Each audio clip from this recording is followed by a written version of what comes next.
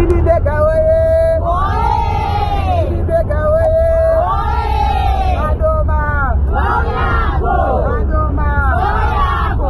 Sisi Kadoma tatasimuka kuenda pamutare kuenda pamikuzi pake. Handisi kuti hoyo uchiri kumba here, Gundura uchiri kumba here, Bedbridge uchiri kumba here, Zvishavana uchiri kumba here, Pete uchiri kumba here. Sisi Kadoma tatasimuka kuenda kumikuzi pake pamutare kumakomoyo. Sekadoma tinoti Mimi Beka oye!